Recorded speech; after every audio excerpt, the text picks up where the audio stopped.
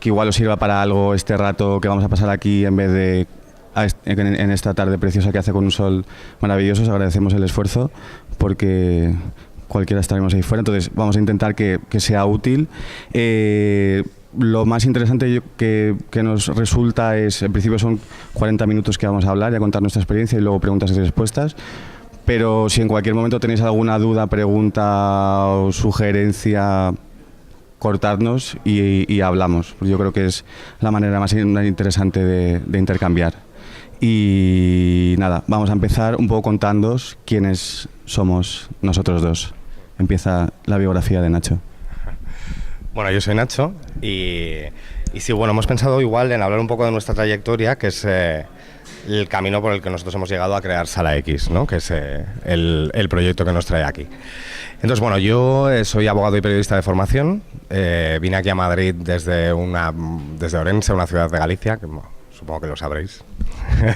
Y vine a estudiar a la Universidad Carlos III. Y bueno, por avatares del destino terminé dedicándome a la hostelería. Estuve un tiempo trabajando de camarero y luego pues abrí mi primer restaurante bueno, actualmente tengo 6 restaurantes, entre los cuales están El Imparcial y Sala X. Y bueno, abrí el primero de una manera muy amateur, con muy poco presupuesto, con muy pocos conocimientos de lo que era el mundo empresarial. Y pues bueno, pinté yo el restaurante, lo hicimos de una manera muy precaria. Nos salió bien por una cuestión, me imagino que de suerte, y a partir de ahí, pues bueno, luego abrí Mari Castaña, que está en la Corredera Baja de San Pablo, quizá algunos lo conozcáis. Que lo abrimos en un momento en el que la zona estaba un poco deprimida, la hostelería en Madrid estaba muy anclada en el mundo clásico, entonces trajimos un concepto que entonces nos parecía muy novedoso, pues con cocina abierta, con una estética muy cuidada, con un trato al público muy cercano y con, pues bueno, alimentos orgánicos y cosas así. O sea, sabéis de qué hablo. Y luego pues abrí Dry Martina, que también me ayudó a crecer como empresario. Empecé a establecer una formación administrativa que me ayudaba a gestionar los restaurantes. Empecé a tener cada vez más empleados, me sentía muy mayor y luego pues ahí queríamos seguir creciendo y encontramos un local que es donde está El Imparcial, que no sé si lo conocéis, que es el germen del proyecto de Sala X.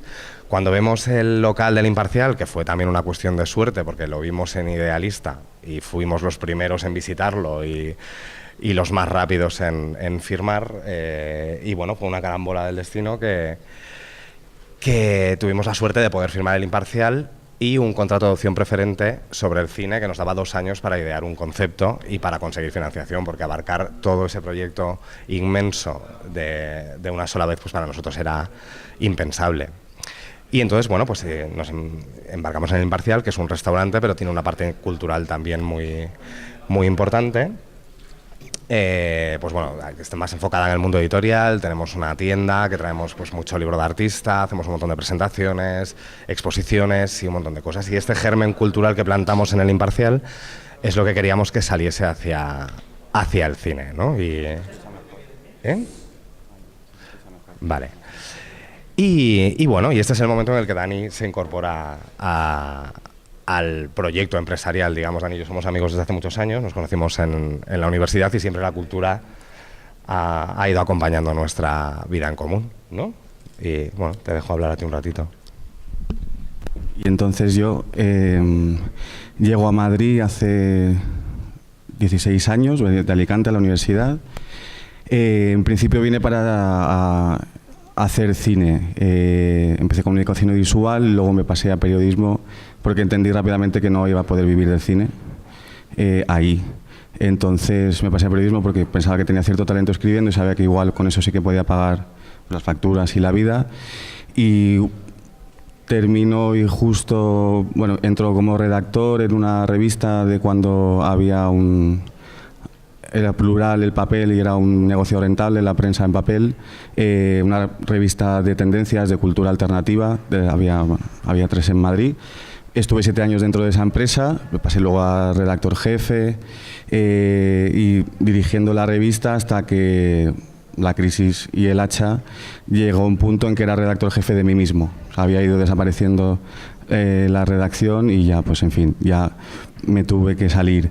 De ahí seguí escribiendo, he sido colaborador de varios de los de medios de Prisa, en Rolling Stone, en Tentaciones, en Icon, en El País también en la sección de local, siempre cultura, especializándome en el sector cultural, del lado del periodismo, escribiendo, viendo, observando, escuchando, haciendo, y en ese momento determinado en el que me tiran de la revista, ya no hay trabajo, es el momento en el que Nacho y sus dos socias de estos restaurantes que fue montando buscan algo más, no solo hacer un nuevo restaurante, sino un lugar donde pasen más cosas además de la hostelería, y yo igual, pero al revés, intentando hacer algo, un sitio físico y real en Madrid, porque también lo que somos 5 socios.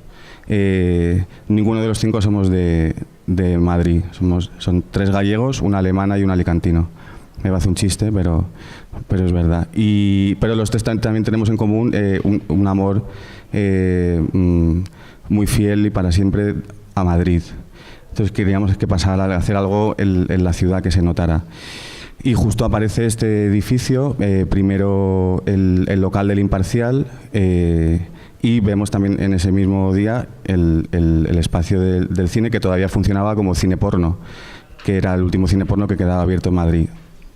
Nos enamoramos completamente, entendemos que es para nosotros y empezamos por el Imparcial. Ya es un restaurante, pero tiene un germen, el origen de cultura, con esta tienda que nace desde el principio, donde no solo vendemos, estamos especializados sobre todo en publicaciones de artistas, de arte, ensayos y demás, pero desde el principio, y seguimos pues casi semanalmente haciendo presentaciones de libros, exposiciones, encuentros, viene gente a hablar, invitamos. Esta semana presentamos un libro sobre el LSD, muy interesante. Y necesitamos 2 años o 2 años y medio para conseguir el esfuerzo y los medios para abrir el cine, que eso significa una inversión gigante, transformar un edificio que viene de los años 30 al 2018, hacer ese viaje en un edificio tan antiguo con tantos rehumas, en fin, la vejez siempre tiene estas cosas. Pero desde el principio Sala X estuvo en el origen del proyecto, aunque tuviéramos que esperar para poder afrontarlo. Bueno, entonces, pues bueno, eso, durante esos 2 años empezamos a buscar financiación, conseguimos un partner estupendo, o sea, la cerveza Mau se implicó un montón en el proyecto, le parecía algo muy interesante y nos ayudó mucho económicamente. Nos hemos empeñado nosotros mismos hasta las cejas, ¿no? Y bueno, y luego pues nos encontramos con este espacio maravilloso de 15 metros de altura, una sala de las clásicas, de las que ahora todas son Inditex o algún tipo de superficie muy grande. De hecho, tuvimos como un momento de competición y muchas ofertas que nos caían durante estos 2 años para que cediésemos esa opción preferente que teníamos. Entonces, bueno, pues ahí empezamos a pensar qué es lo que podemos hacer en el cine. Cuando vemos que es económicamente viable que lo llevemos a cabo, empezamos a pensar qué es lo que la normativa municipal madrileña nos permite hacer en este espacio, ¿no? Entonces surgen como varias vías. El cine tiene una licencia que se llama Cine con Ambigu, que esto significa, bueno, el Ambigu son los bares de los cines y los teatros de toda la vida. Entonces es una licencia que ya no existe y es una licencia que te permite vender alcohol en el cine, ¿no? Entonces, bueno, o sea, había la posibilidad de transformarlo en una cosa que se llama sala de fiestas, que es algo que te permite hacer lo que te apetezca. O sea, todo lo que te puedas imaginar cabe dentro de esta licencia. Lo que pasa que, bueno, era inviable económicamente porque para sala de fiestas teníamos que hacer una labor de insonorización que se iba más allá del $500,000 de euros solo en insonorizar, con lo cual nos hacía inviable todo lo demás. Entonces, pues bueno, había quien nos proponía que hiciésemos una discoteca, que es algo que no nos interesaba y nos parecía echar a perder el lugar, porque queríamos que este germen cultural creciese. Entonces el cine siempre era el elemento vertebrador, pero no sabíamos muy bien cómo llevarlo a cabo. Entonces nos ponemos a investigar y decidimos entre los 5 que lo que tiene que ser es un cine, ¿no?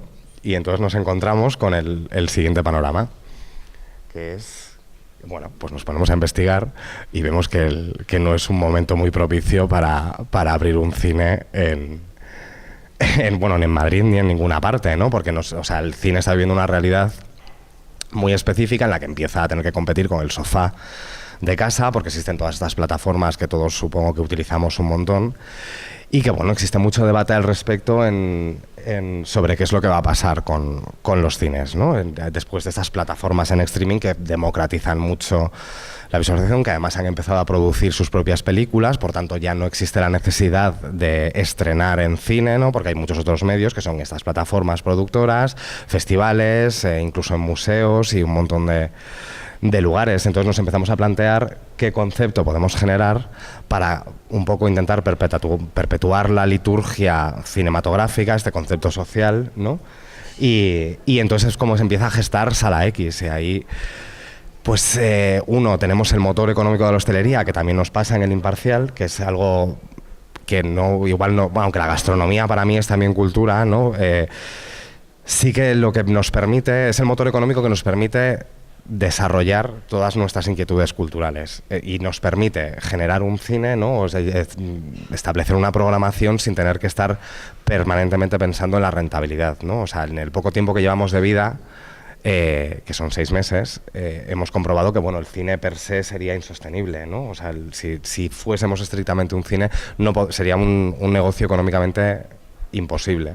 Imposible porque, bueno, a pesar de que estamos teniendo cierto éxito de taquilla, ¿no? O sea, están pasando unos 2.000 espectadores por una sala que tiene... La sala estrictamente de cine, ahora os explicamos un poco cómo es, para los que no conozcáis Sala X cómo es, pero bueno, lo que es el cinecito que nosotros llamamos, que son 55 butacas, pues bueno, de taquilla el 72% de la facturación se va para pagar los derechos de exhibición a las distribuidoras, ¿no? Y luego hay otro 22% que tenemos que pagar a los proyeccionistas y al personal estrictamente de cine, con lo cual, pues con ese 6% no podríamos pagar el alquiler, ¿no? Que restante. Y bueno.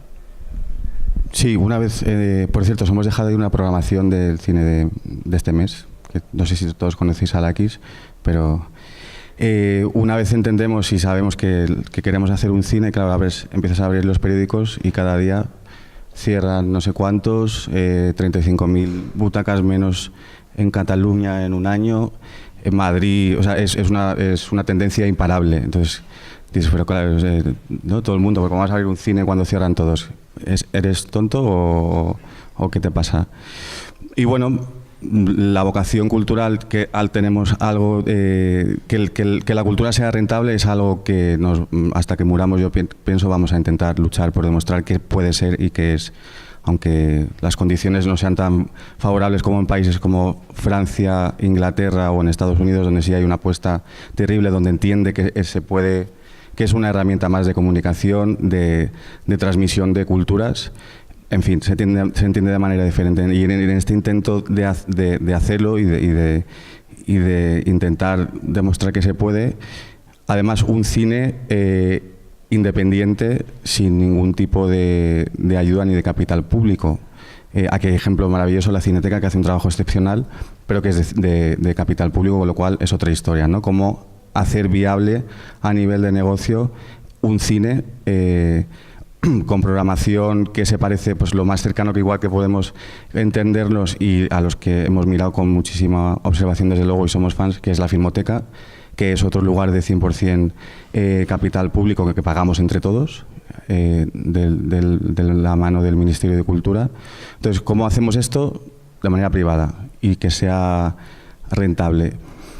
Y empezamos lo que yo pienso que hay que hacer con cualquier proyecto antes de iniciarlo, hacer un diagnóstico de la realidad que pasó en el pasado, por qué no dejan de cerrar cines y si queremos abrir uno en 2018, pues tenemos que hacernos las preguntas correctas e intentar encontrar algunas soluciones que sean acertadas. Y parte de las soluciones entendemos que el cine nunca va a desaparecer. Vamos a poner un poco de Sala X. A ver, sí. O sea, esto de la liturgia cinematográfica, de perpetuarla, este momento en el que personas que no se conocen entran a una sala en oscuras y van a reír o van a llorar juntos y les van a pasar y lo van a compartir en este momento de comunión. Esto pensamos que va a durar para siempre, pero no de cualquier manera. La gente, eso, lo que decía Nacho, cada vez las pantallas son más grandes, los sofás son más cómodos, la calefacción en invierno calienta y el aire acondicionado en verano enfría, con lo cual hacer que alguien salga de casa para ver un contenido audiovisual, pues bueno, tiene unos retos nuevos que no se tenía hace 10, 15, 30, 40, 50 años. ¿Cuáles son esos retos? Pues nos ponemos a mirarlos y entendemos que para conseguir que alguien salga de su casa para ver una película hay que contarlo de otra manera, hay que crear una experiencia más completa donde salir y tomar esa decisión y gastar tu dinero en una entrada de cine conlleve algo más, que en nuestro caso pasa por el cine y el ocio no convencional, aquello de, bueno, la sala en sala X se puede entrar con comida y con bebida a la sala estrictamente de cine. Una cosa que entendimos fundamental era acercar a los protagonistas de la industria a la gente, porque en estos años pasados, antes de la crisis, pensamos que se alejaron mucho los pueblos, aquellos que hacían y aquellos a los que se dirigían estaban muy lejos. Entonces no puedes pedir luego que vengas a verme si no me acuerdo de ti como público. Y en Sala X, de los 3 ciclos que llevamos todos los meses en la programación, uno de ellos, desde que hemos abierto, que es Nuevas Visiones de Cine en Madrid, directores jóvenes y no tan jóvenes madrileños, vienen a presentar la película, a hablar con la gente y a someterse también un poco al diálogo y a contar. Y por este tipo de acciones y de acercar, Internet está muy bien y todo esto también un poco... ¿Qué ha pasado con el cine? Internet vino a cambiarlo todo, esta nueva revolución industrial que todavía estamos intentando entender qué va a pasar. Y el cine, con los lugares físicos de encuentro, pues bueno, las modificaciones son muy grandes. Entonces, esta cercanía que tiene Internet, pero a veces esta lejanía, estamos muy cerca, aunque estemos a miles de kilómetros, pues parte del diagnóstico que hacemos del cine es, bueno, esto tiene que servir de lugar de encuentro y de acercamiento para esta distancia que impone Internet y que somos todos usuarios en nuestros sofás, pero cuando lo queremos hacer en público con la comunión y para perpetuar la liturgia, ¿cuáles son las respuestas? Y estas eran algunas de las respuestas que íbamos encontrando y que nos parecían interesantes y que por aquí podría funcionar, y por fuera de la sala de cine, de estos acercamientos, de acercar la industria, crear pensamiento, debate, una programación de calidad, desde luego, unos precios asequibles, estamos en 6,50, creo que ya va a ser inminente lo de la bajada del 21 del IVA del cine, pero peleamos mucho para conseguir que la gente salga de sus casas, bajando los precios en todo y apostando por un lugar que nosotros lo llamamos La Plaza, que desde el principio en Sala X nos nació esta idea y concepto de una plaza pública, techada, luego la descapotamos con el lucernario que hicimos, pero bueno, un lugar de encuentro como una pequeña plaza de pueblo en fiestas donde vas y te pasan diferentes cosas. Pues sí, eso es lo que, ¿no? Estos son las imágenes de la plaza, ¿no? Y bueno, pues esto es la idea. Es un lugar en el que la inspiración es una plaza con un cine de verano en el que suceden un montón de cosas más. Tenemos conciertos, hemos hecho cuestiones un poquito más escénicas, hemos tenido hasta circo y pretendemos tener un montón de cosas más. Entonces esto al final es un cine que queremos llamar pues del siglo XXI, ¿no? O sea, sigue siendo un cine, tenemos una proyección constante y queremos que pasen un montón de cosas. Es un cine en el que se puede hablar, es un cine al que llegamos después de desechar un montón de ideas que tuvimos, porque cuando esto empezó se nos ocurrió, por ejemplo, tener una multipantalla en la que podríamos hacer pues festivales de videoarte con diferentes proyecciones simultáneas. Estuvo en el proyecto hasta que nos pasaron el presupuesto, que eran más de 200.000 euros, hacer una pantalla de estas características, y por supuesto tuvimos que desechar enseguida, ¿no? Y abrimos la luz para que durante el día sea una cuestión más atractiva y poder hacer otras cosas más. Ahora estamos invirtiendo unos toldos porque nos hemos dado cuenta de que en verano hay tanta luz que no se ve la proyección. Entonces, bueno, o sea, somos muy nuevos y estamos todavía estudiando un poco la demanda y estudiando el proyecto, porque es algo muy nuevo. Entonces, algo que pues ni mi experiencia en la hostelería ni la de Dani en el mundo de la cultura, no había nada que fuese como esto. Entonces, al final nos hemos tenido que ceñir a la descripción de cine que viene en la normativa, que es algo muy limitado, que es simplemente te dice que tienes que tener una proyección, que los asientos tienen que estar fijados al suelo y que no puedes tener servicio en las mesas. Entonces, pues a partir de aquí nos inventamos todo esto.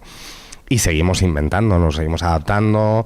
Hay cosas que pues hay un montón de cosas que queremos hacer, pero no sabemos cómo cobrar entrada abajo y sería insostenible pagarlo nosotros. Hay un montón de cosas que tenemos todavía que aprender y que esperamos que vengáis a darnos vuestro feedback para poder elaborar el proyecto con nosotros. Pero bueno, me estoy perdiendo. Sí. No, aparte yo creo que no podía ser otra cosa más que un cine, y eso había amenaza real de que fuera el siguiente Carrefour, ¿no? Como están pasando en todos los centros. Entonces, claro, era una cosa muy triste, muy fea. Intentamos mucho y nos ha costado mucho y, en fin, pues podéis imaginar. Pero es que debía ser un cine, porque además la historia del edificio es bastante particular y muy bonita. Que desapareciera eso de Madrid, pues no nos gustaba nada. El palacete del Imparcial se construye pues, al principio de los años 30 para ser la última sede del diario El Imparcial, que era el periódico de la familia Ortega y Gasset, en el momento pues, el periódico más relevante en España. Tuvieron varias sedes y esta la construyeron y fue la última sede. Y cuando construyen este edificio, que es el palacete, que hoy en día es El Imparcial, construyen también lo que es Sala X, que empieza siendo la rotativa del diario, y que nos hemos enterado después de que ese edificio, la rotativa, nace con un lucernario también, que luego cerraron y nosotros lo hemos vuelto a abrir sin saber que al principio estaba, ¿no? Como tiende el edificio a sí mismo también a encontrarse en sus orígenes. Y luego pasó la Segunda República, tuvo una política de cines públicos que puso en marcha, que duró muy poco, tanto como la Segunda República, y este fue uno de los primeros cines en Madrid dentro de este proyecto de cines públicos. Luego cerró y volvió a abrir en los 40-50 como un cine convencional, hasta los 80 que cerró como cine convencional y volvió a abrir como cine ya porno, con su vida intensa. Y de hecho hay un documental, Paradiso, que la semana que viene lo proyectamos en Sala X dentro del Festival de Rizoma, que se estrenó en la Filmoteca, que es muy interesante, que cuenta mucho esa vida de cine porno y de lumpen que había, que es bien interesante. Y bueno, total, que era el último cine que quedaba porno en Madrid.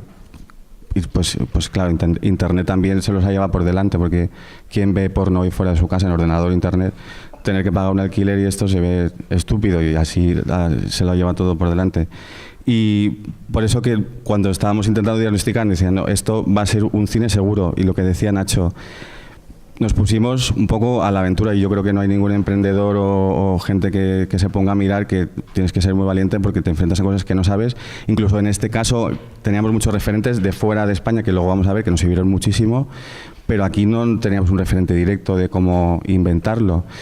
Entonces, con todo el equipo, pues son proyectos muy grandes, muy largos, donde interviene mucha gente, con paisajistas, con interioristas, con constructores, con arquitectos, con asesores urbanísticos, diseñadores de cartas gastronómicas, programadores. Claro, le vas contando cómo te lo imaginas a toda esa gente, cuando tú mismo ni lo tienes claro, y hacer que todo eso converja en algo que cuando se abra sea y sobre todo que se parezca el producto final, sea un cine o sea un libro o sea lo que sea, a la idea, que durante todo, en nuestro caso fue 2 años y medio, desde que abrimos El Imparcial hasta que hemos abierto el cine, de diseño, de proyecto, de puesta en marcha, intentando proteger y salvar las ideas cuando se dan de frente con la realidad.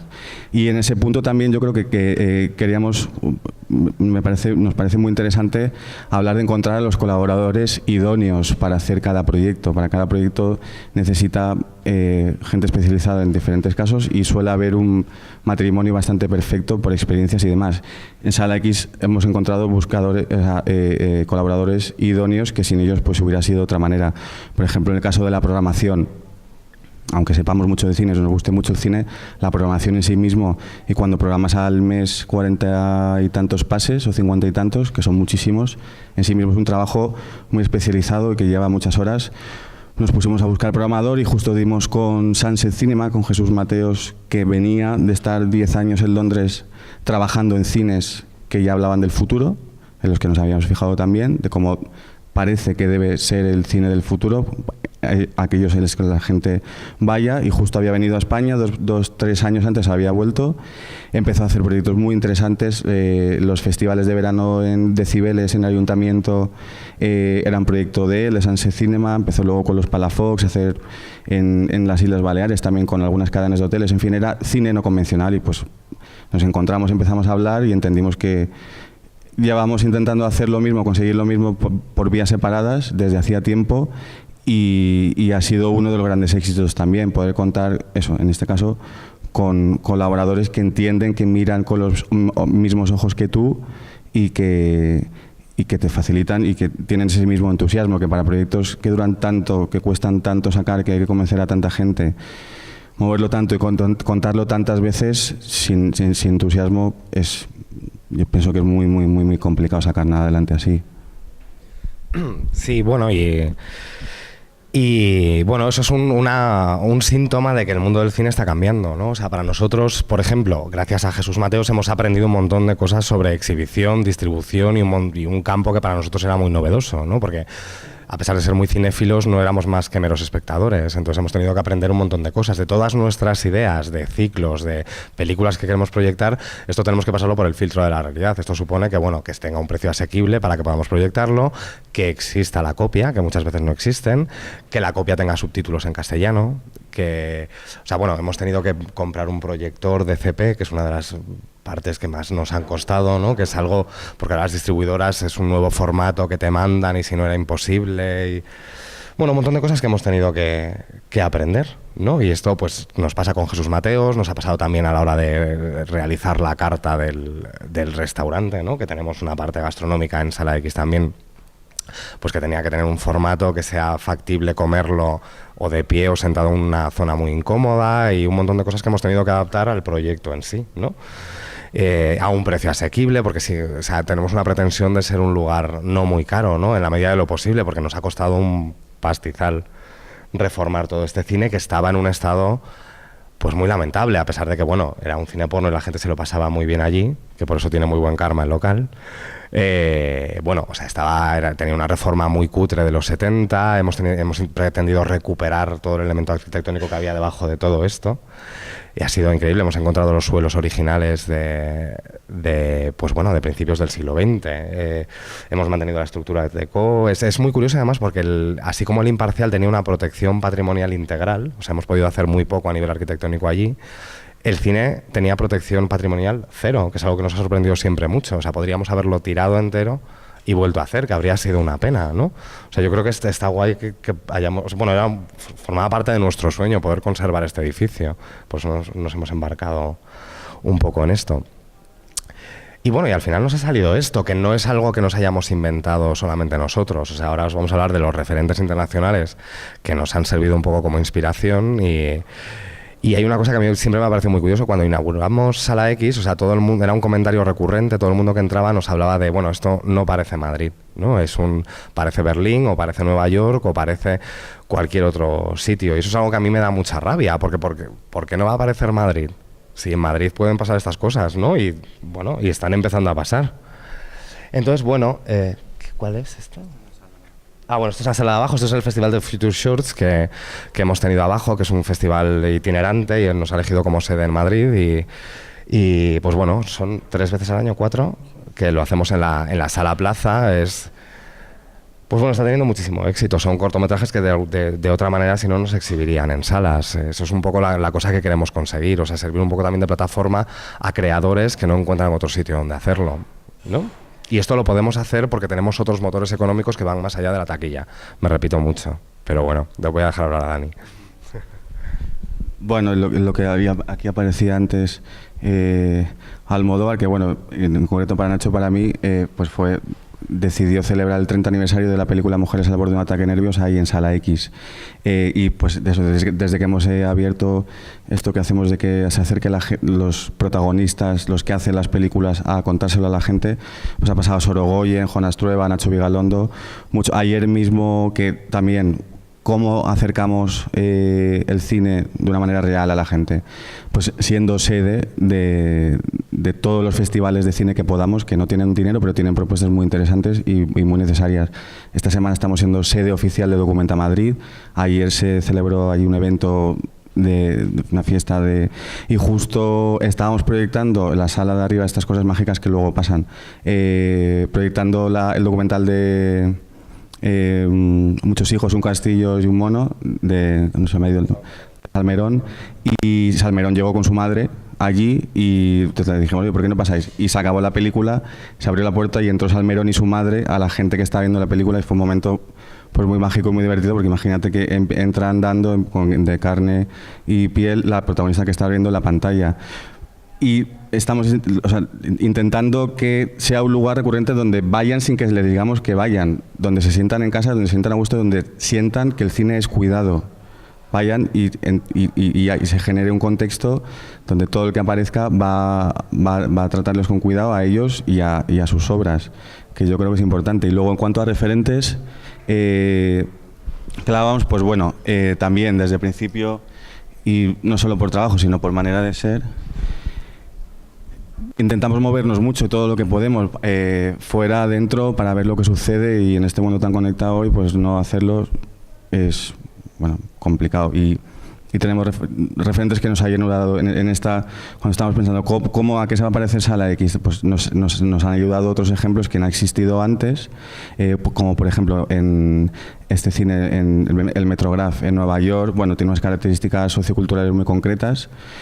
Allí la iniciativa se pone en marcha mucho más rápido, la capacidad económica, bueno, es como la Roma del Imperio Romano, ¿no? En tiempos, pues lo es hoy. Allí pues está el epicentro, mucho movimiento, y había este Metrograph que está en Manhattan, y luego otro viene después que está en Brooklyn, que en sí mismo Brooklyn es como el paradigma de este cambio permanente de la innovación más loca y de buscar lo próximo, que se llama el Nighthawk, y encontramos que tomaban fórmulas muy parecidas a la que hemos acabado por encontrar, que es cine de repertorio independiente subtitulado al idioma tal, que eso ya te va quitando el público que puede ir, vas tomando decisiones y te va quitando público por cierta calidad. Y tienen igual, en este caso el Metrograph tiene parte de tienda también, de publicaciones sobre cine, y luego una parte de restauración, de gastronomía, y un cine. Bueno, pues se parecía mucho, y era un formato que funcionaba allí, porque no podía funcionar aquí. Este es el Nighthawk, el otro, el que está en Brooklyn, que lo mismo, es una combinación de una programación exhaustiva y muy seria en torno a ciclos temáticos que están relacionados también con la actualidad. En fin, una programación seria y contundente, relacionado con gastronomía, con cómo podemos permitirnos ofrecer una programación de calidad sin que nos muramos, sin que no podamos pagar el alquiler, ¿no? O sea, ¿cómo hacer de la cultura algo rentable? ¿Cómo hacer de la cultura algo rentable? Es una pregunta que siempre tenemos que conseguirlo, ¿no? Pues vamos, y estos, por ejemplo, eran dos referentes pues que nos sentíamos muy cómodos mirando, y pues ¿por qué no en Madrid? ¿Por qué tiene que pasar siempre en Nueva York o en Berlín, no? Y bueno, yo voy a enseñar otros referentes, que son el Electric Cinema, que está en Londres, que es como la versión deluxe de... ¿Lo conocéis? Pues bueno, también, o sea, tiene unos sofás comodísimos, también puedes comer y beber, o sea, puedes tomar champán, vino y cerveza mientras ves la película, y tiene también anexo un restaurante. Y luego hay un lugar que me encanta, que está en París, que es el Point Efemère, que está en el Canal Saint-Martin, y es, a pesar de que no tiene un cine, sí que es un lugar que incluye mucho esta multidisciplina, ¿no? O sea, pues ellos hablan de sí mismos como un lugar de dinámica artística, tienen exposiciones, conciertos, espectáculos, eventos inusuales, hacen ferias de libros independientes. Es un lugar fantástico, y también tiene un componente de hostelería que les ayuda a realizar todo esto, ¿no? Esto, o sea, está en un edificio que era una fábrica de materiales de construcción, que han, pues bueno, reutilizado, y tienen en la terraza, una terraza espectacular con unas vistas geniales. Durante todo el verano estás al aire libre, tiene una carta genial, pues con un montón de eventos veganos y todo esto, ¿no? Al final, pues bueno, fue lo que nos llevó a la conclusión de que Sala X podía existir. O sea, la hostelería podía permitirnos un poco que se nos fuese la pinza en términos de programación. Y luego, pues ya está, ¿no? O sea... Y luego, bueno, pues Berlín hay otro que se llama El Wolf, que seguro que igual lo conocéis, que también es un cine con una programación brutal, y esto, pues bueno, van un poco, llevan bastantes años, tiene parte de hostelería, pero además tiene parte de distribuyen películas pequeñitas, tienen salas que ceden para proyección. Eso también, pues en Sala X entendimos también que, estando donde estaba, además en el centro de Madrid, que era una ubicación muy excepcional, pues servir también de lugar no solo para el público general, sino también para la industria, pues pases de prensa. Intentamos formar parte de todos los procesos que conlleva el cine, no solo la exhibición final cuando la película está hecha, sino pues hay que hacer pases para equipos, pases de prensa, el documental de Camarón, que se estrena la semana que viene, pues todos los pases de prensa, el encuentro con los directores, con el director se ha hecho allí. Es algo también que ellos lo ponían muy fácil, que pues también que entendimos que tenía que pasar en lugares así y no pues en salas de conferencias de hoteles o lugares fríos. O sea, ser verdaderamente desde el principio hasta el final un lugar donde el cine es querido y es bien tratado. Y no sé, poco más. Ahí estamos, que sí. Preguntas, dudas, proyectos vuestros que seguro que son muy interesantes. Bueno, o sea, sí, o sea, la idea es esto. Esta es nuestra aportación a lo que a nosotros nos gustaría que fuese Madrid. O sea, tenemos una relación muy cercana con Madrid. Dani celebró su 10º aniversario con una gran fiesta de vivir en Madrid y bueno, o sea, nos gustaría escuchar vosotros vuestra opinión, que nos contéis si os gusta o no nuestro proyecto, que nos preguntáis sobre el proyecto lo que queráis y bueno, que sea ahora un pequeño coloquio. Yo tengo una pregunta, ¿me oís bien? Sí. Yo tengo una pregunta.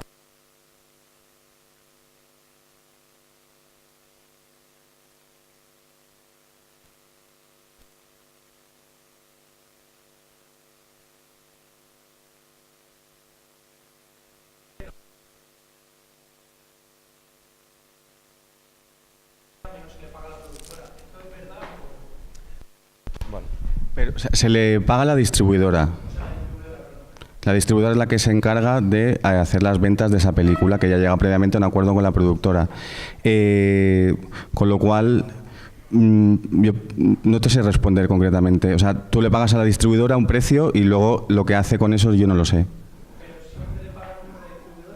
Eso también hablamos, o sea, las distribuidoras también se están acostumbrando a que el cine cambia y están empezando a entender que tienen que hacer diferentes tipos de acuerdos y también ahí entramos y pues por lo general te dan un precio por pase, un precio cerrado. En nuestro caso hemos conseguido que nos den un precio por volumen, pues ponemos 3 veces la misma película de su distribuidora, pues porque no vamos a volumen. En nuestra sala no caben 300 o 400, 500 personas, que son 55, que es como algo muy cualitativo. Entonces, nuestra manera de negociar es muy particular, como todo, porque como es algo que no existía un poco, nos lo estamos inventando y estamos haciendo que los demás también se lo inventen con nosotros. Entonces, le pagamos un precio a la distribuidora cerrado, que negociamos película por película, y luego los acuerdos que tengan ellos con las productoras no lo sé. Pero bueno, o sea, yo sí que sé que es... o sea, no es nuestro modelo de negocio porque nosotros no somos un cine de estreno, nosotros somos un cine de repertorio. Pero sí que las distribuidoras cobran mucho más en este tipo de cine de estreno que se llaman blockbuster. O sea, es mucho más cara la primera semana, la segunda y se va descendiendo en función... Pues porque, bueno, ya es una cuestión que es de lógica si lo piensas, ¿no? Y empiezan a existir copias ilegales, igual lo puedes ver online. La fiebre del estreno, que es de lo que se ha vivido en el cine hasta ahora... ¿no? O sea, hay un caso muy curioso. Ahora, por ejemplo, Netflix ha producido The Irishman, que es la última película de Scorsese, que es la primera de gran presupuesto que producen, que han sido 140 millones de euros. Y hay la gran duda de si solo se va a estrenar en esta plataforma o se va a estrenar en cines, que es lo que es la gran duda que se nos resolverá en 2019. Pero sí que es verdad que se cobra mucho más la primera semana que las siguientes. También porque es cuando es más rentable la película para este tipo de cines.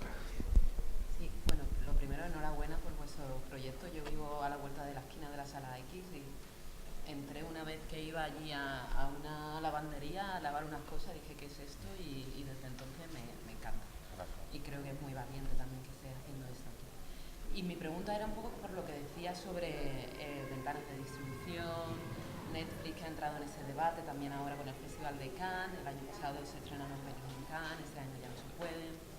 ¿Os estáis planteando de alguna manera ser también una ventana de exhibición para esas plataformas de video on demand que ahora mismo solo se pueden ver en casa? Bueno, o sea, nosotros estamos abiertos a todo tipo de colaboraciones. O sea, hemos intentado contratar con estas plataformas y no ha sido muy fructífero. O sea, son bastante inaccesibles y les está yendo muy, muy bien. O sea, en realidad, o sea, ellos cuentan con un presupuesto altísimo y de momento no, pero sí que nos lo habíamos planteado. O sea, porque al final... Supongo que para muchos directores o realizadores de cine el hecho de poder proyectarlo en una pantalla grande, en una sala, es algo muy interesante. Entonces, o sea, no sé a qué tipo de acuerdos están llegando ahora mismo ellos con estas productoras de multipantalla. No sé muy bien Además, de momento se puede permitir el lujo de ser un poco oscuro con los datos, porque cuando tú vas a negociar con Netflix una película, te dan un precio y no te dicen cuántas veces se ha visto. Y nunca te lo van a decir, que tú no te vas a enterar. Rentable es tu película para ellos. Bueno, me sumo a la enhorabuena que decía Elena y además os agradezco que lo hayáis hecho, o sea, que no hayáis permitido que se haya construido un Carrefour en lugar de la sala X, porque la verdad que es una joya de sitio. Y mi pregunta iba más en línea con el tipo de público que va a las salas. Si tenéis algún tipo de estudio demográfico de pues, entre qué edades están comprendidas, si habéis identificado que de repente es una sala que satisface más las necesidades de la gente joven, o si por el contrario parece que el público es más tirando 40 para arriba. O sea, me interesa un poco si se puede. Pues es muy bonito, seguramente de lo más bonito es la reacción del público a la sala X y lo que decíamos antes de cuánto se parece el proyecto final a tu idea inicial. Desde el principio entendíamos que tenía que ser un para todos y aparte muy del barrio también, o sea que era algo que nacía en ese barrio y para el barrio y Madrid, pero era que tenía que pasar por allí todo el mundo. Por el cine, por la plaza, por todas partes, ¿no? Y que es parte de la calle, pues esta plaza, o sea, que fuera una plaza más de Madrid, una plaza cubierta. Si podíamos conseguir eso, estaríamos muy contentos. Y lo hemos conseguido, creo. De hecho, es de lo más bonito ver a gente, pues vecinas, mujeres de 80, 85 años con los skaters hablando y dándose situaciones que son muy curiosas y preciosas. Y preciosas. Sí, o sea, bueno, o sea, está claro que hay una franja de edad, ¿no? Que a lo mejor podemos establecer entre los 25 y los 45, que es lo más habitual, pero sí que es verdad que viene de todo tipo, o sea, tenemos matinales, entonces vienen también muchos niños los fines de semana, viene mucha gente mayor a ver el cine, tenemos un precio relativamente popular, o sea, no podemos ser como la Filmoteca, por mucho que nos gustaría, pero bueno, es un precio que entendemos razonable, entonces esto también abre a que a lo mejor estudiantes que no tienen una capacidad económica tan boyante puedan venir a ver cine. Entonces, bueno, al final sí que estamos descubriendo, que es algo que no queríamos que pasase, pero no sabíamos si se iba a producir, que está habiendo todo tipo de franjas de edades. Y eso es algo que a nosotros, bueno, nos estimula un montón. O sea, ha venido, bueno, tenemos un montón de anécdotas de gente del pasado, antiguos clientes del cine porno que también venían, gente que se confunde. Claro, porque o sea, ha sido una apuesta también llamar a un antiguo cine porno con un nuevo concepto Sala X. Eso ha sido una apuesta muy fuerte que nos preocupaba, pero bueno, esa X englobaba el todo que queremos que pase allí. Entonces, pero bueno, esto un poco no sé si te hemos respondido bien a la pregunta. Bien. Quería saber si vosotros creéis que esto a futuro es transportable a los barrios, a los cines de barrio que están abandonados, como por ejemplo la Sala Canciller, que lleva abandonada no se sabe los años, y es una sala maravillosa, enorme también. No tiene ese lucernario que puede hacer la plaza, que vosotros decís, ¿no? Que es oscuro y tal, pero desde luego que es una sala inmensa que está abandonada, ya te digo, hace un montón de años. Claro. O sea, me gustaría pensar que sí. O sea, nosotros tenemos muy poco tiempo de vida, entonces no, de momento todo apunta a que es un modelo viable que hemos descubierto. Entonces, yo entiendo que todos los exhibidores van a tener que adaptarse a esta nueva situación y ofrecer algo más allá de la mera exhibición, porque eso es algo que sí que fácilmente podemos obtener en casa. Entonces, a mí me gustaría que todos estos lugares empiecen a reconvertirse y a ofrecer algo más allá, o sea, de la mera visualización de una película, que sea un rollo más global en términos de experiencia, ¿no? De una o de otra manera. Cada barrio tendría que buscar su espacio, pero a mí me da mucha pena que todos... Hay millones, sí, o sea, hay un montón, o sea, nos han propuesto uno en Valencia, o sea, la gente nos está llamando, sabemos de uno también en Barcelona. No sé si tenemos ahora mismo energía para embarcarnos en nuevos proyectos, pero... Claro. Un poco lo que decíais antes también de modelos en otros países. Yo, por ejemplo, conozco más Reino Unido porque he vivido allí, y allí la mayoría de las organizaciones culturales, como vosotros sabéis, no se sostiene solo por la cultura. O sea, allí la cultura se entiende como una industria. Un servicio a la gente. Y un servicio a la gente, y sobre todo las organizaciones de cultura independiente siempre te ofrecen algo más. Incluso en el teatro, aquí la liturgia del teatro es impensable que te metas una copa de vino dentro de la sala de teatro. Aquí es lo normal. De hecho, la mayoría de la financiación viene de... También a los kinos de Berlín, ¿no? Claro. Sí, Sí, bueno, y o sea, hay muchos ejemplos por Europa que no sé por qué aquí todo tiene que llegar más tarde. Hombre, parte de lo que dices tú, podrán tener los barrios, pues dependerá también de los ayuntamientos de las ciudades. Porque de momento, cuando te acercas con algo que se llama futuro, de momento mal y no. Te dicen mal y no. Cuesta mucho, siempre un poco, pero dependerá mucho de los ayuntamientos de las ciudades, de las concejalías, dependerá mucho de la política también, de lo que se quiera hacer, de la normativa, porque luego te enfrentas, tú vienes con tu idea y la realidad es muy complicado que el traje se adapte al cuerpo. Hay que empezar a coser, a descoser, a hacerlo, y eso es uno de los trabajos más sesudos y más coñazos y que más energía te quita de todo el proceso. Cómo traer el futuro a algo que todavía no existe, ¿no? A nivel de normativas, y de mucho dependerá de cuánto fácil o difícil lo pongan los ayuntamientos de cada ciudad y pueblo.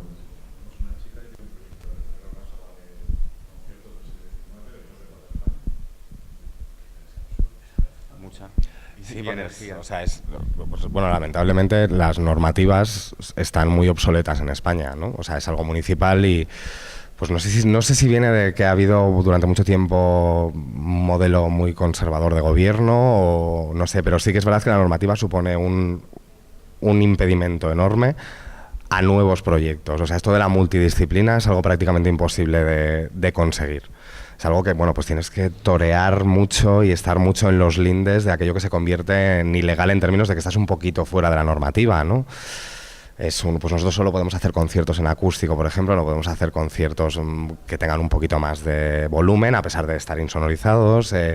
No, o sea, hay un montón de ejemplos como esto. El hecho de llevar el ambigú, que siempre ha estado tradicionalmente fuera de la sala de cine, dentro de la sala de cine, también nos ha supuesto un problema de muchísimos discusiones y de convencer de que el ambigú exactamente da igual que esté debajo de la pantalla que fuera, o sea, al final, pero son cosas que al final esto quien lo mira es un funcionariado que se atañe pues a una normativa que es la existente. Entonces, pues estaría muy bien generar un debate en la ciudadanía que haga que esa normativa se adapte al siglo XXI, que sería pues muy interesante para que esta chica, por ejemplo, no tenga problemas para llevar su proyecto a cabo, ¿no?